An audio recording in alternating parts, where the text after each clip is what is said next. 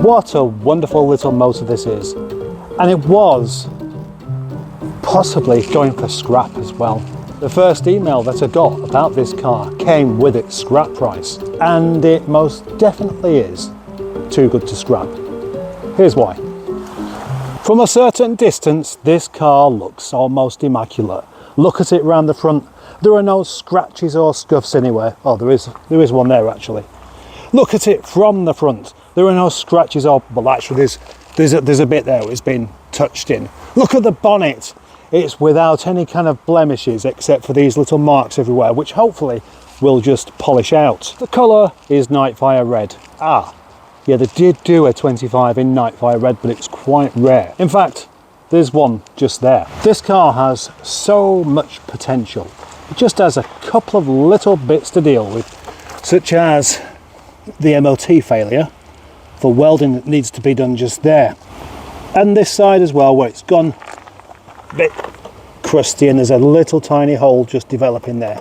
There's nothing too bad. Crunchy.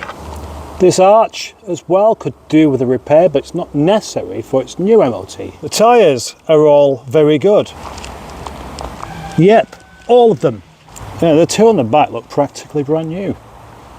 But the front two match. This side doesn't appear to have any dents on it.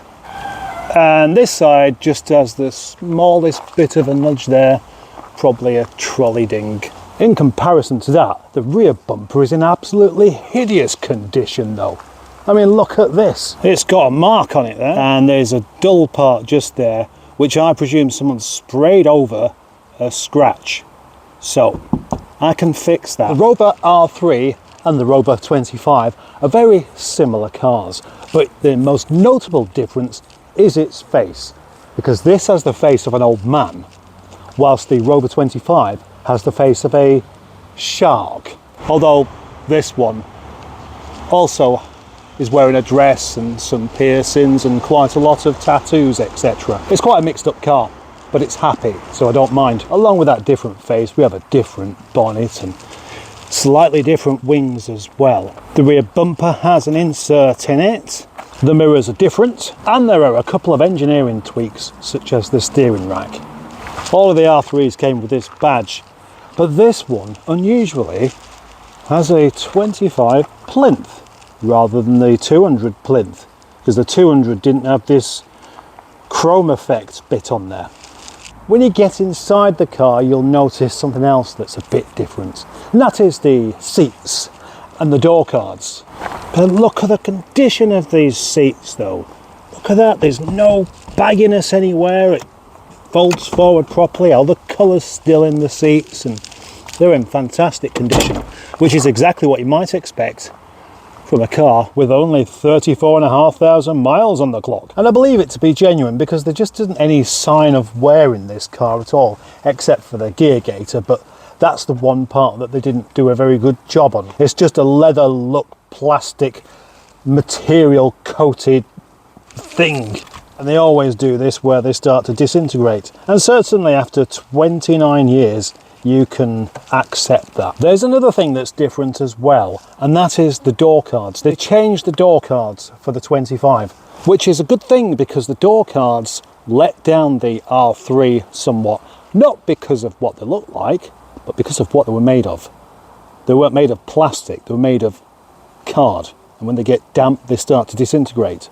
But this one hasn't. And it's worthwhile noting how unusual it is to see an R3 door card like this that hasn't broken, that hasn't got saggy bits anywhere. It's still all intact. And the same thing goes for the passenger side as well. That is just, I mean, it's actually quite exciting.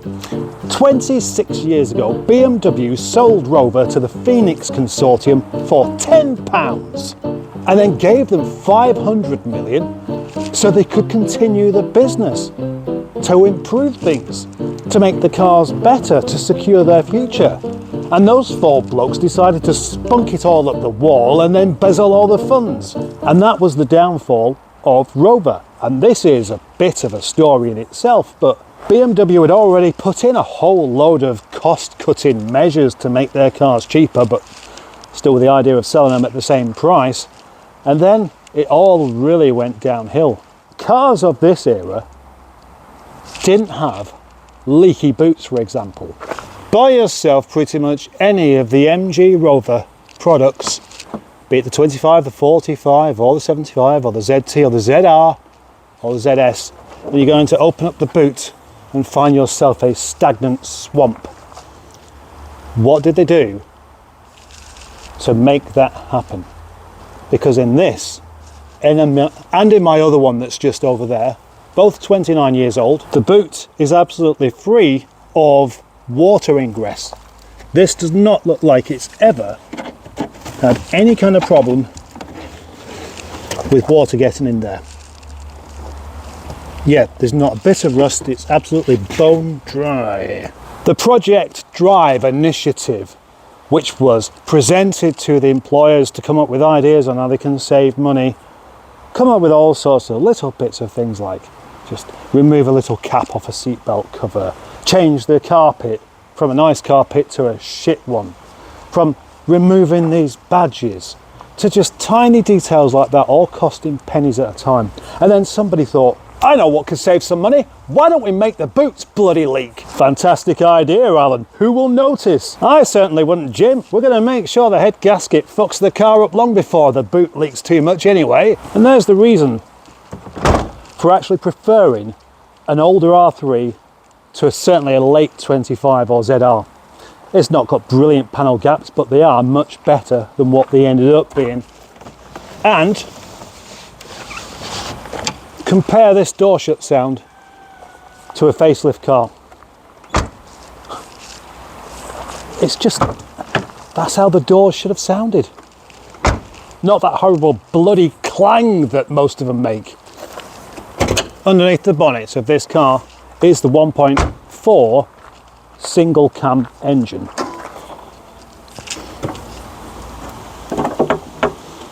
Notice it has some soundproofing. Notice it's not full of oil everywhere. Well, there is a bit there. They did start this rocker cover leak initiative off quite early, to be absolutely brutally honest. Oh, look at the subframe. No rust on that anywhere. What about the front subframe? Yeah, that's all solid as well. I'm going to start it up and listen.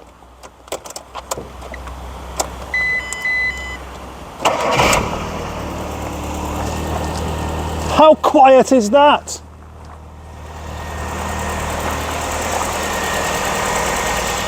Wind down windows, manually operated mirrors, and notice that all of the interior is intact.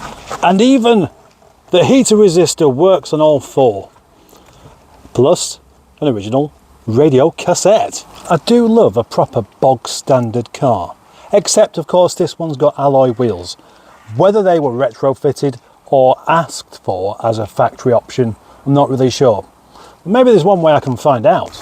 Because here is some paperwork and an owner's manual, and within this I have the original spare key with the emergency access code, the original bill of sale, every single MOT, and a bunch of receipts for other things. The only thing I can't find is proof of the cam belt being done, but I was told it was kind of done a couple of years back along with the head gasket. Now, this car used to belong to Anglo-American Filming, which supply cars and do filming for film. I've never heard of them until today, but apparently they had it for quite a while, and that may explain its low mileage. Probably didn't get a lot of use. I don't know if it was used for filming purposes or for just being in the background in every film they made. I don't know.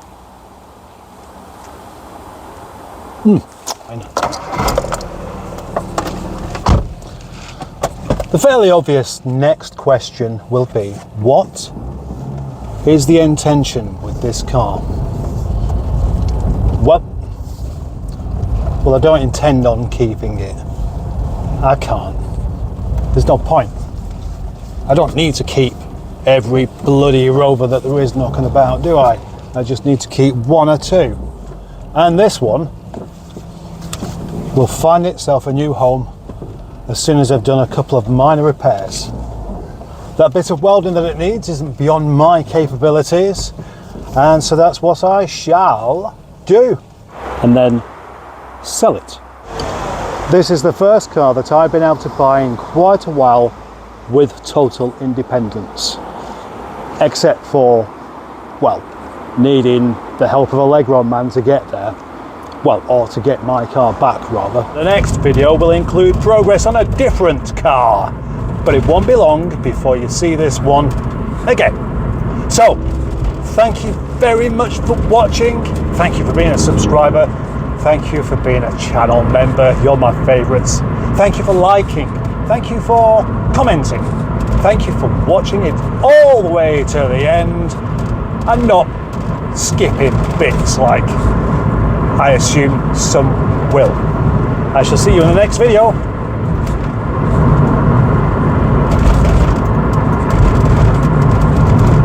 Bye bye.